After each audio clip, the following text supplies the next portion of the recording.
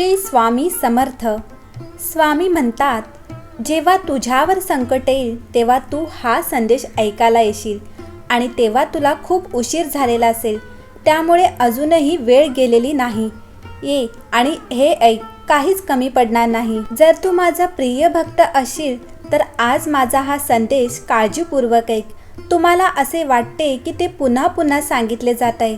लक्षात ठेवा, तुमच्यावर येणाऱ्या समस्येवर हा उपाय आहे. जेव्हा सर्व काही अशक्य दिसते तेव्हा तो तुमच्यासाठी मार्ग तयार करेल. तुम्ही स्वतंत्र, समृद्धी आणि विपुलतेच्या नवीन टप्प्यात प्रवेश करत आहात, ज्याचा तुम्ही यापूर्वी कधीही अनुभव घेतला नव्हता. या आठवड्यात तुमची आर्थिक स्थिती दररोज वाढेल. तुम्हाला तुमच्या कुटुंबासाठी आणि तुमच्या नातवंडांसाठी पुरेशा प्रमाणात उपल होईल. देव आज तुम्हाला म्हणत आहे, मी तुझी प्रार्थना ऐकली आहे, मी तुझे अश्रू पाहिले आहेत. तू खूप दुःखात आहेस. मला माहीत आहे की तू काय करत आहेस. मी तुझ्या समोर आलो आहे. आता चिंता करणं सोडून दे आणि हा संदेश शेवटपर्यंत ऐकत राहा.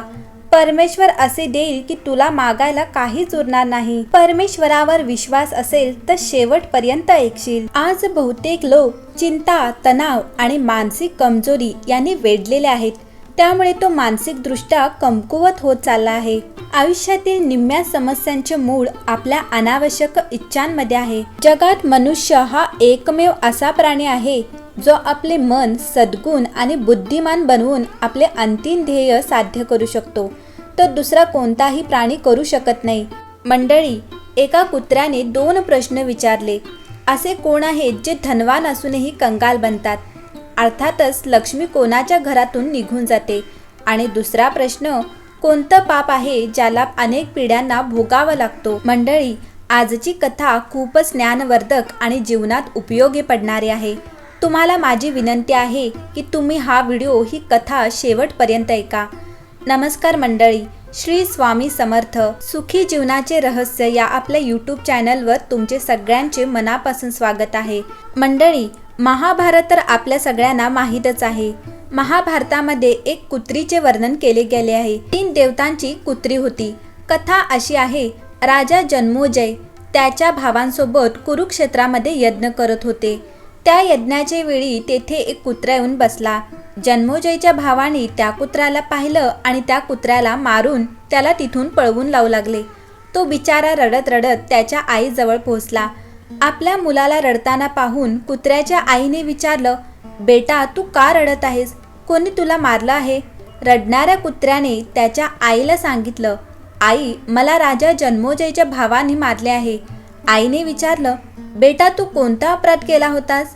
कुत्र्याने सांगितलं, नाही आई, मी कोणताही अपराध केला नव्हता. मी त्यांच्या यज्ञाकडे सुद्धा पाहिलं नाही किंवा कुठल्या वस्तूला चाटले सुद्धा नाही.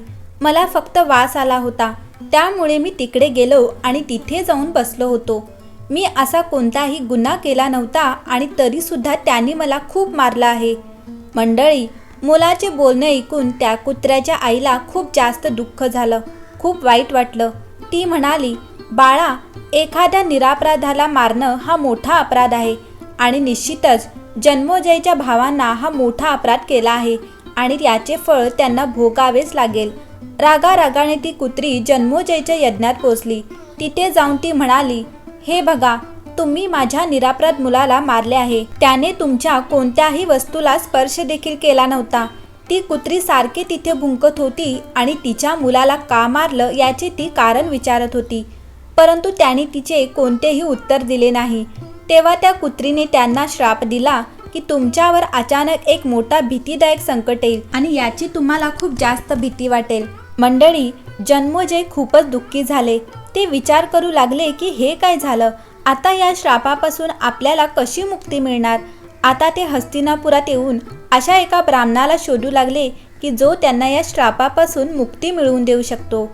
तिकडे तो कुत्रा त्याच्या आईला विचारू लागला, आई, तू त्यांना श्राप देऊन पंडित केले आहेस, परंतु जे लोक अशा प्रकारेच अपराध करत असतात, त्यांच्या शरणामध्ये आलेल्यांना मारतात, अशा लोकांचा श्राप न देता कशा प्रकारे विनाश होत असतो?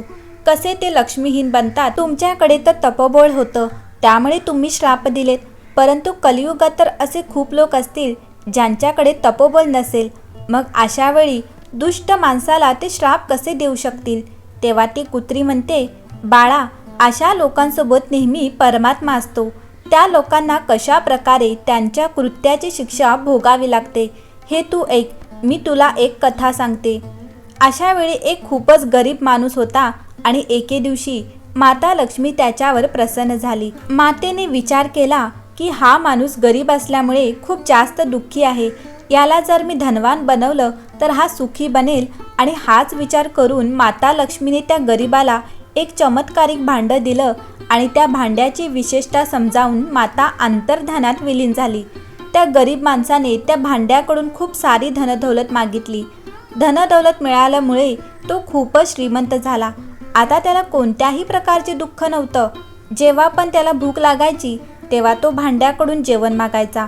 लक्ष्मीने दिलेला तो भांड त्याला वेगवेगळ्या प्रकारचे जेवण बनवू देत असे. आता तर त्या गरीबाचं जीवन सुखाने भरले होते. पूर्ण नगरामध्ये तो सर्वात जास्त श्रीमंत बनला होता. नगरातील सर्वात मोठा बंगला त्याचाच होता. एके दिवशी त्या नगरात खूप जोरात वादळ आलं. गरिबांच्या सर्व झोपड्या त्या वादळात उडून गेल्या. ते गरीब लोक आसऱ्यासाठी इकडे तिकडे धावू लागले. त्या वादळातून जीव वाचवत एक म्हातारी त्या बंगल्यात पोचली. बंगल्यात त्या म्हातारीला पाहून तो माणूस एकदम तिच्यावर ओरडला आणि म्हणाला, म्हातारे, तू इकडे कुठे चालले आहेस? ती म्हातारी म्हणाली, अरे बाळा, बाहेर खूप वादळ वारा चालू आहे. मला काही वेळ तुझ्या या बंगल्यात राहू दे. वादळ वारा शांत झाला की मी इथून निघून जाईल. मंडळी, त्या म्हाताऱ्या आईने त्याला अनेकदा विनवण्या केल्या, परंतु तरीही तो माणूस ऐकत नव्हता. तो खूपच दुष्ट माणूस होता. त्याला त्या म्हाताऱ्या आईवर खूप जास्त राग आला व त्याने तिला धक्के मारून घराच्या बाहेर काढले. ती म्हातारी आई त्याच्याकडे फक्त एकच विनंती करत होती की हा वादळ वारा शांत होऊ दे, पाऊस थांबू दे, मी लगेचच तुझ्या या बंगल्यातून निघून जाईल. आता या वादळ वाऱ्यात मी एकटी कुठे जाणार आहे? त्या म्हाताऱ्या आईने त्याला खूप विनंत्या केल्या, परंतु तरीसुद्धा त्याला तिची दया आली नाही. त्याने त्याच्या नोकरांना सांगितलं आणि त्या म्हाताऱ्या आईला घराबाहेर हाकलून दिले. जेव्हा त्या वादळ वाऱ्यात, त्या पावसात ती म्हातारी आई गेली तेव्हा देवाची अशी लीला झाली की जोरात वीज चमकली आणि त्या दुष्ट माणसाच्या बंगल्यावर पडली. पूर्ण बंगला आता नेस्तनाबूत झाला होता आणि त्याच्यामध्ये लक्ष्मी मातेने दिलेलं त्याचे ते जादुई भांडं सुद्धा नष्ट झालं होतं. तो माणूस पाहू लागला की थोड्या वेळापूर्वी जो एका आलिशान बंगल्याचा मालक होता, आता त्याच्याकडे साधी झोपडी सुद्धा नव्हती. माता लक्ष्मीने प्रगट होऊन त्याला सांगितलं, हे दुष्ट माणसा, मी तुला दुःखी पाहून करुणेने तुला धनवान बनवलं, परंतु तू तर धनवान बनण्याचा योग्यच नव्हता. असं म्हणतात की जिथे गरिबांना अपमानित केलं जातं असा माणूस कंगालच बनतो. कोणासोबतही कटुपणे बोलणे लक्ष्मीपासून दूर जाण्यासारखे आहे. वृद्ध लोकांचा अपमान करणे, त्यांच्यावर राग करणे, त्यांना घरातून बाहेर काढणे म्हणजे साक्षात लक्ष्मीला घरातून बाहेर काढण्यासारखे आहे. ज्या घरात स्त्रियांचा मानसन्मान नसतो, त्यांना सतत अपमानित केले जाते, तिथून लक्ष्मी माता सुद्धा निघून जाते. जिथे घरात आलेल्या अतिथीला मानसन्मान दिला जात नाही, अशा घरात सुद्धा लक्ष्मी माता राहत नाही. जिथे पुरुषत्व त्यागून लोक आळशी बनतात, अशा घरात सुद्धा लक्ष्मी राहत नाही. जे लोक गरिबांचे छळ करतात, परमेश्वर नेहमी अशा गरिबांच्या बाजूने छळ करणाऱ्यांना वेळच्या वेळी दंडित करत असतात. त्यानंतर कुत्र्याने कुत्रीला दुसरा प्रश्न विचारला, हे आई, असा कोणता पाप आहे ज्याला अनेक पिढ्यांना भोगावा लागू शकतो? तेव्हा कुत्री म्हणाली, हे पुत्र, तुझ्या या प्रश्नाचे उत्तरसुद्धा तू लक्षपूर्वक ऐक की तो असा कोणता अपराध आहे ज्याला अनेक पिढ्यांना भोगावे लागते. पहिली गोष्ट तर धर्माविरुद्ध केलेले कोणतेही कार्य पापाच्या श्रेणीत येतं आणि जे पाप कर्म मनुष्य स्वेच्छेने करतो त्याचे कुफळ दुप्पट असते. काही पापांचा परिणाम माणसांना लगेचच मिळतो. जर असं होत नसेल तर त्याला त्याच्या पापांचं फळ लगेच मिळत नसेल तर समजून जावे की त्याला त्याच्या या कुकर्माचा महाभयानक परिणाम भोगावा लागणार आहे. त्याच्या त्या पापांचा फळ तर तो अनेक जन्म भोगणारच आहे. त्यासोबतच त्याच्या पिढ्यांना दुःख सुद्धा ते भोगावे लागणार आहे. त्याच्या मुलांना, वंशजांना हे सर्व भोगावे लागत असते.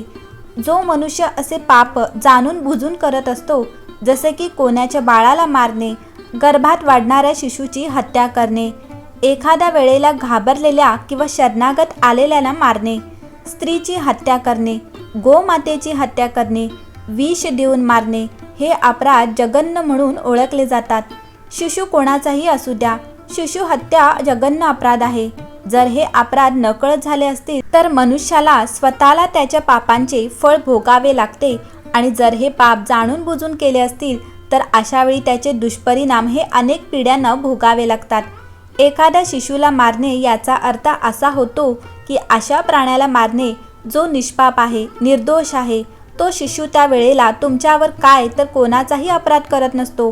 ज्याने आता कुठे या जगात पदार्पण केले आहे किंवा करणार आहे, त्याची हत्या करण्याचा अर्थ असाच आहे की त्याच्या जीवनातील सर्व पापांना किंवा पुण्यांना मिटवणे. तो त्याच्या जीवनात जेवढे पाप करणार होता ते सर्व पाप मारणाऱ्याला भोगावे लागतात. तो त्याच्या जीवनात जेवढे पुण्यकर्म करणार होता ते करण्यापासून तुम्ही त्याला थांबवले आहे. याचा अर्थ असा की त्याला पुण्य करण्यापासून थांबवलेले तुम्ही आहात. त्याचे पापसुद्धा तुम्हाला लागणार आहे. जर तो जिवंत राहिला असता तर त्याने त्याच्या वंशाचा किती विस्तार केला असता, आणि ह्या गोष्टीचा पापसुद्धा मारणाऱ्याला भोगावा लागतो. या दुनियेतील असे कित्येक लोक आहेत जे मुलाच्या आशेने मुलींची गर्भातच हत्या करतात, आणि असे लोक या जगात सर्वात मोठे महापापी समजले जातात, आणि त्यांचा हा पाप त्यांना कित्येक पिढ्यांना भोगावा लागतो. त्यांना कोणत्याच जन्मात शांती मिळत नाही. मंडळी, भिकाराशी तुच्छतेने बोलू नये. नुसते नाही म्हणावे, नाही तर त्याचे शाप बाधतात. भिकाराने त्याला भीक न दिल्यामुळे शाप दिला तर तो त्यालाच भोगावा लागतो. जीवनाची कमाई संपत्तीने मोजता येत नाही, तर शेवटच्या प्रवासातली गर्दी सांगते ती कशी होती कमाई. मंडळी, जीवनात कोणतीही गोष्ट कायम स्वरूपी नसते, त्यामुळे स्वतःवर ताण ठेवू नका.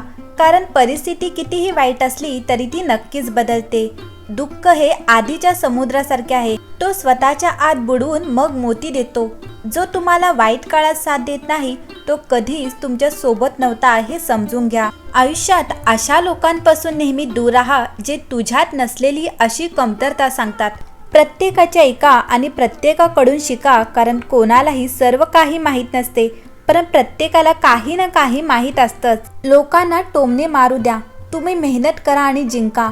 एखाद्याच्या वेदना शेअर करा, कारण दुःखाचे अनेक दावेदार असतात. पुढे जाणारी व्यक्ती कधीच कोणाची अडवणूक करत नाही, आणि जो दुसऱ्यांना अडवतो तर कधीच पुढे जात नाही. सर्वात कठीण भाग म्हणजे जेव्हा तुम्हाला एकटे चालावे लागते, पण तोच मार्ग तुम्हाला मजबूत बनवतो. मंडळी, आशा आहे तुम्हाला ही कथा नक्कीच आवडली असेल.